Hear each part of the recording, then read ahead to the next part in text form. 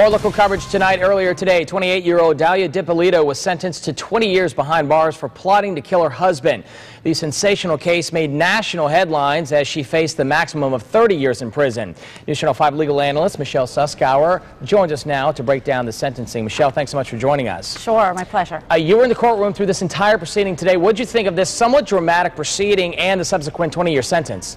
Well, I thought it was significant. It really was.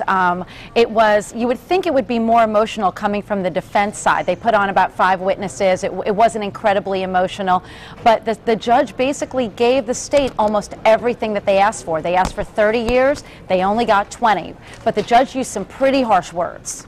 He did, and let's go over that. The judge said that Dalia Dippolito, and I'm quoting the judge here, has no moral justification. She was pure evil. She had no ounce of remorse, and that her moral compass is askew. So if he felt that way, why did he spare 10 years? Why did he not give her the maximum 30? Well, because again, she's in her 20s. He did give her a chance that she is going to be getting out when she's in her 40s, and he felt that that was a sufficient sentence to show deterrence to other people who, God forbid, may want to do something like this, and give her an opportunity to hopefully, what he said was, change her moral compass.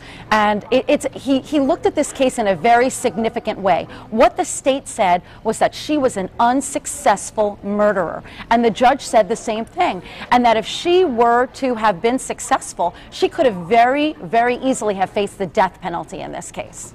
Dalia Dippolito said nothing today when given the chance to speak by the judge. She cried a bit when, I believe, family members were testifying, but for the most part, she's been stoic through this entire trial. Why, if you're defending her, would you not try and have her show more remorse for the court, and wouldn't that have helped her get a smaller sentence? Well, again, they're going to appeal this case, and maybe, I don't want to jump into Michael Salnick's shoes in terms of what he was privy to, but, you know, maybe he didn't want her to open up the door and make any statements at sentencing because, you know, maybe that could be brought in later, but I personally think that she had an opportunity to address the court, to say, I'm sorry, and the judge said, you know what, remorse would have made a difference. It really would have in this case, and she felt that she was not remorseful a bit. And one thing significant that he said is, you know, she may be one way with her family, and they look at her in a certain way, but it's what you are when other people, when you don't think other people are looking.